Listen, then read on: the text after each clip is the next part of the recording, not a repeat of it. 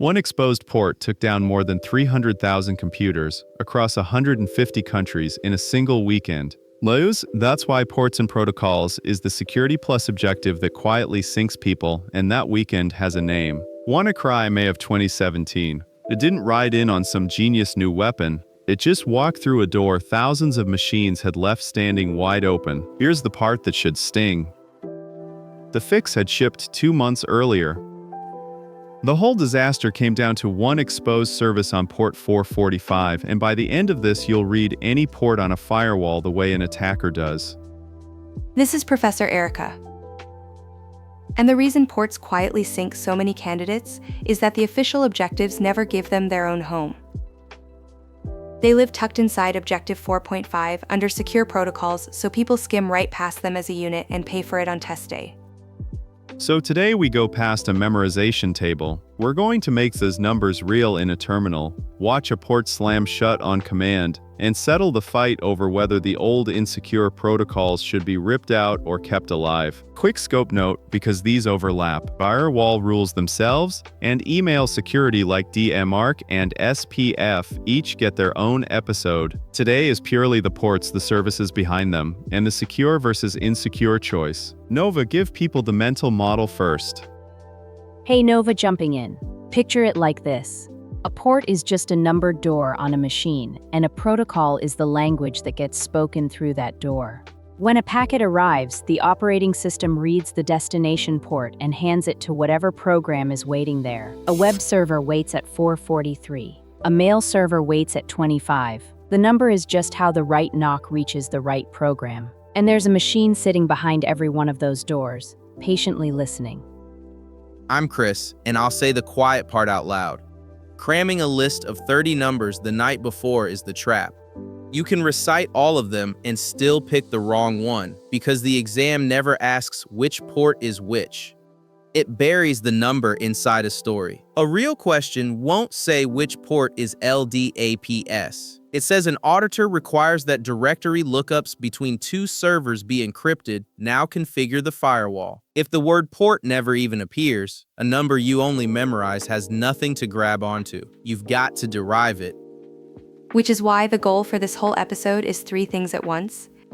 Know the service running on the port. Know the transport underneath it. And know why one option is the secure one.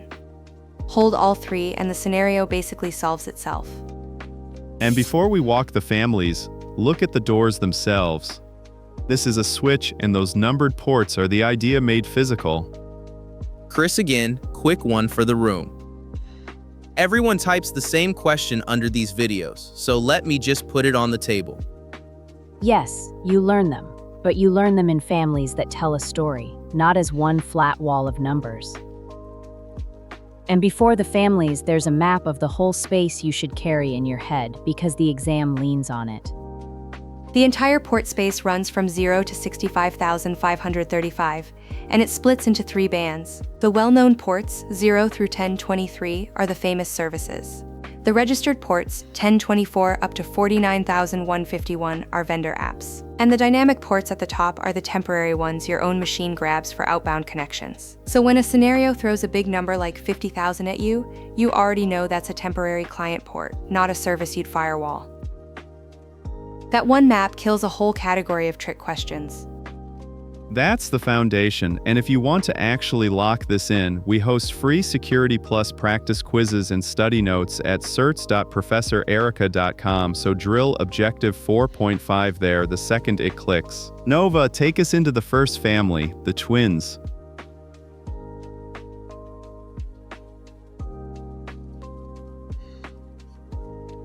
Here's the single idea that turns this whole table into a story. Almost every insecure protocol has a secure twin, and the exam loves to test whether you can tell the twins apart under pressure. Think of a building with 2 doors that do the same job. One is propped open, one needs a badge. Same purpose, wildly different risk. The protocols pair up exactly like that. Start with the oldest pair. File transfer on port 21 and Telnet on 23 both send your username and password across the wire in clear text. Anyone capturing traffic reads them like a postcard. And clear text isn't some abstraction. Sit anywhere on the path, a coffee shop network, a tap switch, a rogue access point, run a capture tool, and the username and password just spill out as readable words, plain as a printed postcard. Let me actually show you the difference instead of describing it. In an isolated lab, I'll grab the banner off a Telnet service, then off SSH, and you watch which one hands its secrets to a stranger. Same idea, 2 ports. 23 literally reads the password back. 22 gives you a version banner and then a wall of encryption. And the fix for both clear text doors is that one number, SSH on 22. And here's the detail people miss. Secure file transfer, SFTP, is not FTP, with an S bolted on. It's file transfer running inside the SSH tunnel, so it rides that very same port 22. Pick 21 and you just chose the insecure twin. Hold on, that one trips everybody up. It does, so let me say it twice. SFTP is SSH. FTPS is the old FTP wearing TLS. Different animals, and the exam counts on you blurring them. Right, now the pair everyone already half knows. Web traffic, plain HTTP. On 80, encrypted HTTPS. On 443. 443 is probably the one number every candidate gets right. There's one hiding in plain sight here too, and it's worth a beat. DNS on 53, name resolution. People forget it because it just works, but it's one of the most targeted services on the internet. Nova. Why is 53 special? Because 53 is the rare one that uses both transports. DNS queries are small and fast, so they go over UDP 53. But zone transfers between servers, and any answer too big for one packet.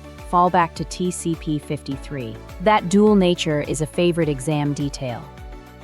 Then mail, which is where it gets crowded because mail has 3 jobs and each one has a secure version. Erica, walk the mail twins, because this is the cluster I always recheck.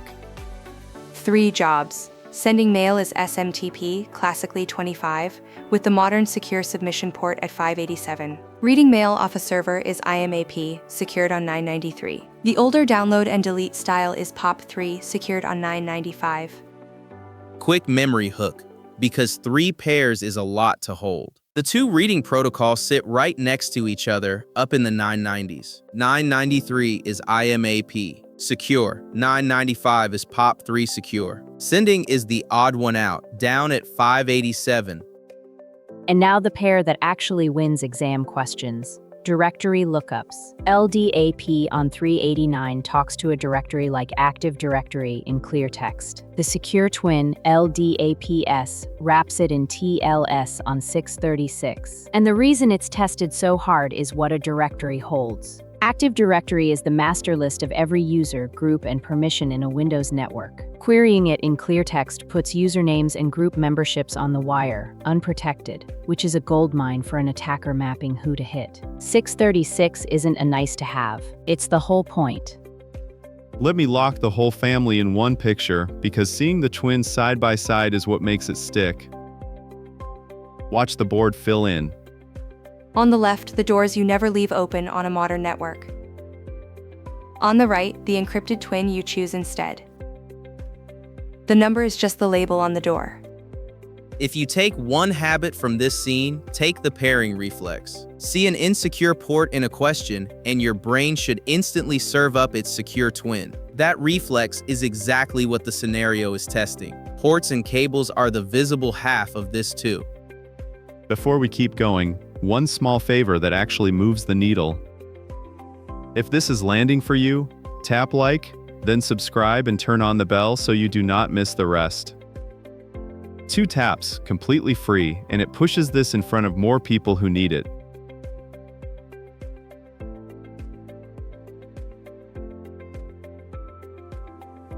The secure twins are the friendly half of this topic. The half that actually separates a pass from a near miss is the identity and remote access cluster, so let's spend real time here. These are the ports that let people and devices prove who they are and reach systems from far away.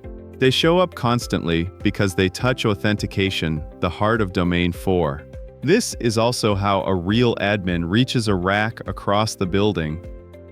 Start with the one attackers love most, RDP on 3389. remote desktop. It's how admins log into Windows boxes, and when it's exposed straight to the internet, it's one of the top ways a ransomware crew gets its first foot in the door. The playbook is brutally simple. They scan the internet for anything answering on 3389, then spray it with stolen and guessed passwords until one lands. The fix, on the exam and in real life, is the same. Never expose RDP directly. Put it behind a VPN and require multi-factor. See RDP open to the world in a question, and that's your finding. Now the two everyone confuses, Radius and TACACS Plus, the two AAA protocols. Radius runs on UDP 1812 for authentication and 1813 for accounting, and it only encrypts the password, not the whole exchange.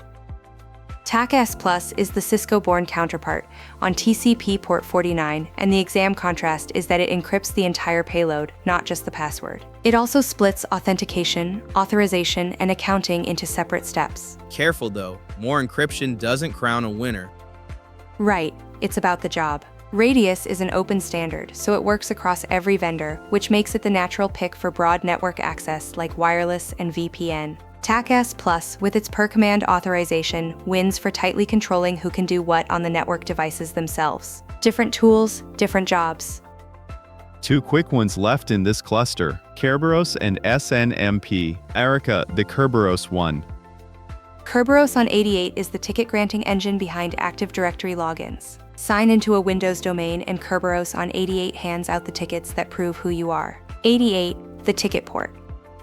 And SNMP for monitoring devices. 161 is the port the manager uses to poll a device. 162 is the port a device uses to fire an alert called a trap. Poll on 161, trap on 162, and the exam loves to flip those to see if you noticed.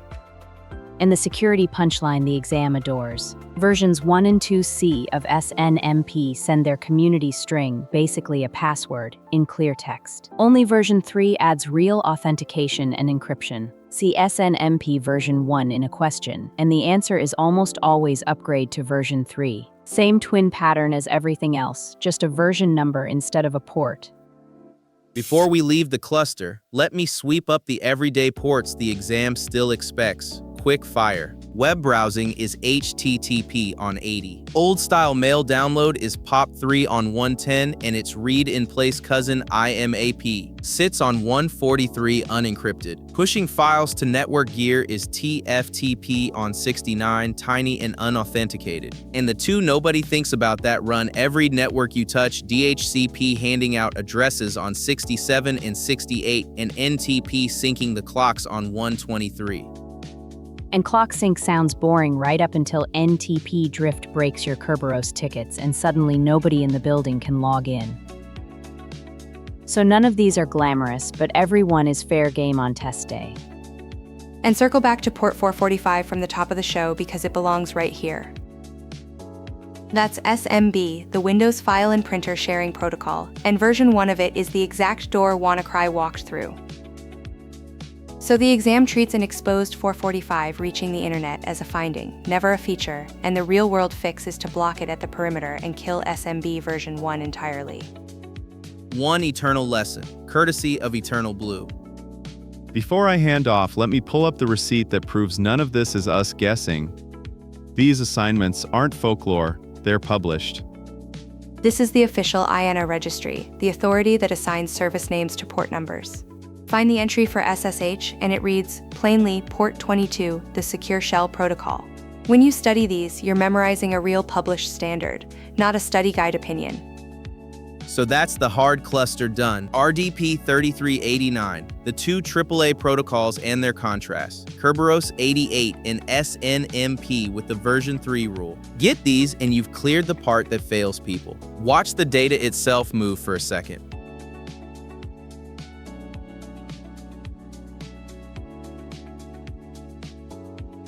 Here's where we beat every static slide deck on the internet. We stop memorizing ports and actually watch them in a lab we control, on a host we're allowed to touch. Everything from here lives in an isolated practice lab, and the point is purely defensive. You'll never see a real target, only the mechanics, so you can recognize this and shut it down. Let me start on the Defender side, because this is the command you'd actually run on your own server first. I want to see what my own machine is already listening on before anyone else looks. The tool is socket statistics. The flags spell out listening, TCP, UDP, processes, and numbers. Watch what answers back. And right there, the whole episode pays off. 22 is SSH. 443 is the web server, 3389 is RDP wide open to everyone, and 161 is SNMP on UDP. You read that output like a sentence now. That RDP on 3389, bound to all zeros, should make you wince. That's the exact exposure we warned about. Hold that thought, because we're going to slam it shut in a minute. Now flip to the attacker's view of the same lab host so you feel why an exposed port matters. The tool is nmap, the network mapper, with -s big V to grab service versions. Look at what one scan just handed an attacker. Every open door, the service behind it, and even the version. And catch that last line. SNMP version 1 with the community string public. That's the clear text password problem we talked about, now staring back from a real scan. And the version string is the dangerous part. The second an attacker knows it's open SSH 9.6, or a specific terminal services build, the very next move is to search a vulnerability database for a known flaw in that exact version. The scan is step 1 of an attack chain, and it took about a second. This is the lesson no flashcard can teach. A port isn't trivia. It's an enumeration target. Every service you leave listening is something an attacker can identify, fingerprint, and attack. Now you see exactly why we close the doors we don't need. I want to read from someone who lives in this output, so I called in Priya Rahman, who knows network reconnaissance inside out. Priya, when you scan a fresh target, what does an open port list actually tell you? The first thing it tells me is the story of the place. A box with 22, 443, and 3389 all open is usually a server someone manages remotely, and that exposed RDP is the line my eyes go to first. And the version strings are the real prize. The moment I see an exact build, I'm not guessing anymore, I'm checking whether that version has a known weakness. A short, encrypted, patched port list is genuinely boring to look at, and boring is exactly what a defender wants. Thanks for having me on. If you take one thing from a scanner's chair, close the doors you don't use, because that takes away the easiest move on the board. I'll get out of your way now. That's the perspective that makes it click. Thanks, Priya. So let's make this box more boring on purpose. Chris, close that RDP door live. One rule, then a rescan of the same port. Watch the state word change. There it is. The state flipped from open to filtered, and that single word is a real exam concept. 3 states, 3 meanings. Open means a service answered and finished the handshake. Closed means the host replied, but nothing is listening there. Filtered means a firewall silently ate the probe, so no answer came back at all. That silence is the fingerprint of a firewall doing its job. And that's the difference between describing a control and seeing it. One rule allowed what you needed and dropped what you didn't, and the scan proved it worked. Tuck this scene away as your anchor. Next time you see 22 or 636 in a question, you won't be recalling a flashcard. You'll be remembering something you watched happen.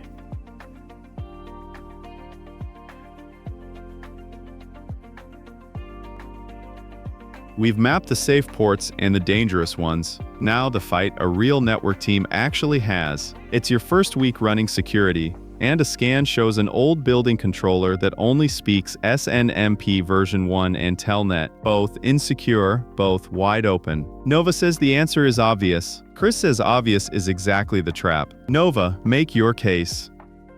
It's not close. Those are clear text doors on your network, so you rip them out. Kill Telnet, kill SNMP version 1, block 23 and lock down 161, and default deny everything you didn't explicitly allow. Every insecure port left open is a password waiting to be sniffed. You don't negotiate with a propped open door, you close it. And that's exactly how a new lead takes down the building on a Tuesday. That controller runs the heat and the door locks for the whole campus, Nova. The vendor went out of business a decade ago. There is no patch version. There is no secure twin. block 23, and Telnet is how you talk to it, and now nobody can. You just turned a security task into an outage. Then it shouldn't be reachable from the flat network in the first place. Right, and there's the concession I'll take. Leaving it wide open on the flat network is reckless, I'll grant you that. But ripping it out breaks the plant either way. So the honest answer isn't kill it or keep it, it's isolate it. Say what isolate means in practice, because that's the word the exam wants, and the word that keeps you employed. You put that legacy device on its own segment, walled off with tight firewall rules, so the only thing that can even reach Telnet on it is one hardened management station. The insecure protocol still runs, because it has to, but the exposure is nearly gone. That's a compensating control. You can't fix the flaw, so you shrink the blast radius around it. Give me one more control though, because a segment can quietly go stale. What actually proves it stays safe next month? Monitoring. You log every connection to that isolated box and alert on anything that isn't the one management station. If the old controller suddenly starts talking to a laptop in accounting, that alert is your early warning that somebody found it. The segment buys you time, and the monitoring tells you the second the clock starts ticking. That's the piece people skip, and I'll give it to you. A segment with no eyes on it is just a slower breach. So fine, I'll meet you in the middle. I'm not anti-legacy, I'm anti-exposed. Segment it, monitor it, put multi-factor in front of the jump box that manages it, and write down that a named owner accepted the residual risk. What you never do is shrug and leave SNMP version 1 answering the whole internet.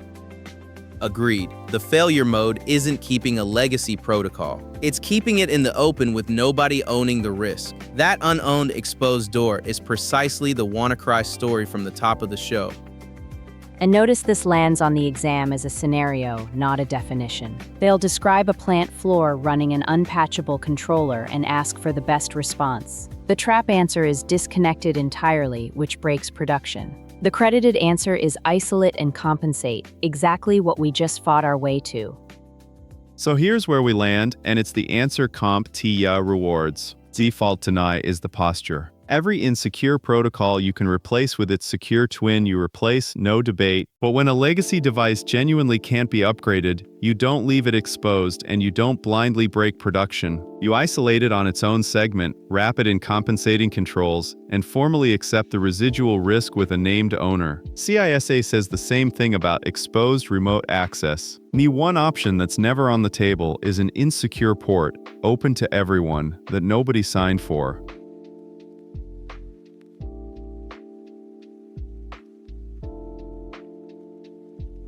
Let's put it together the way the exam will, because the performance-based question is where ports either pay off or sink you. This is the firewall scenario we opened with, finished. PBQ won't ask which port is LDAPS. It hands you a firewall and a sentence like, allow encrypted directory lookups from the application servers. Now you have to translate.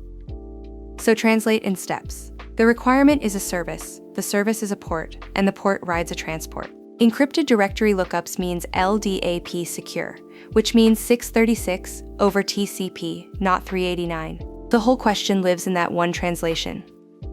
Then read the rule order, because firewalls evaluate top to bottom and stop at the first match. A permissive rule sitting above a deny quietly lets traffic through that you thought you blocked. Order is part of the answer, not a footnote. And most enterprise firewalls end with an implicit deny, a silent rule at the very bottom that drops anything you didn't explicitly allow. So the real skill in a Firewall PBQ is two-part. Open exactly the ports the requirement names, then trust the implicit deny for the rest. Adding an extra allow you didn't need is how you lose points. Which means the classic wrong answer basically designs itself. The trap option is always the insecure twin, sitting one number away. 389 instead of 636. 21 instead of 22. They put the wrong twin right next to the right one and wait. Run a full one end-to-end IRCA because one example isn't a skill. Here's the requirement. Allow administrators to manage the web server remotely and securely from the management subnet only. Translated in the same 3 steps. Remote and secure management is SSH, so the service maps to port 22 over TCP. From the management subnet only means the source is scoped, not any address. So the single rule is, allow TCP/22 from the management subnet to the web server, and then stop. And notice the two things you did not do, because those are the trap answers. You didn't open 23 for Telnet, the insecure twin, and you didn't allow 22 from anywhere, the overbroad source. Miss either one and the credited answer slips right past you. Then the implicit deny at the bottom cleans up everything else for free. You allowed exactly one service, from exactly one place, on exactly the secure port. That is what a clean firewall answer looks like. Clean. Read it, name the service, scope the source, trust the deny. There's one more axis they test, and it's easy points once you see it: transport. Most of these ride TCP, the reliable connection that does a handshake first. A few important ones ride UDP, which is fire and forget. Let me put the split on the board. And notice DNS shows up on both sides, exactly like we said earlier. Small queries go UDP, big zone transfers go TCP. That's the detail that separates a guess from real understanding. One firewall question our panel kept circling: if two rules both seem to match the same traffic, which one actually wins? The first one from the top every time. The firewall reads top to bottom and stops at the first match, so a permissive allow above your deny wins silently, and the deny below it never even runs. That's the whole reason rule order is part of the answer. So here's how to actually study this so it survives a stressful exam morning. Don't drill one flat 30-line list. Drill the three families we walked: the secure twins, the identity and remote access cluster, and the management ports. A number tied to a family and a transport has hooks. A bare number has none. And give yourself one concrete rep tonight. Spin up a lab, run SS-TULPN on your own machine, and name every port that answers out loud. Doing it once beats reading the list 10 times, because now the number is attached to something you saw. So walk out of here with one rule. When a scenario shows you a port, don't recall a fact, run the translation. Service, transport, secure, or not. Hold those three and the ports section stops being the part that fails people and turns into free points. Every door either belongs open or it belongs shut, and the whole job is knowing which.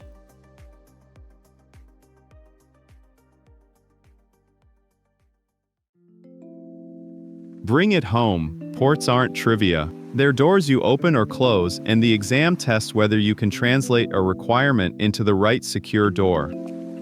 And you learn them in three families, not one flat list. Secure twins, the identity cluster, the management ports. A story survives exam morning. A list doesn't. The one I can't unhear is WannaCry, 300,000 machines over one open port. So tonight, run SS-TULPN on your own box and read your open doors out loud. Do it once, and these numbers are yours. And wait until you see where this goes. Next episode, we take these same ports into a full penetration test, starting with the reconnaissance a red team runs before a single packet lands. If this clicked, hit like and subscribe, and the free 4.5 practice quizzes are waiting at certs.professorerica.com, and one only you can answer. Which port number always trips you up right before you remember it? Tell us in the comments. Curiosity compounds faster than certainty. Invest in curiosity. That was an A-, Liam. The minus is just because I cannot help myself. This is Professor Erica. Thanks for watching and signing off.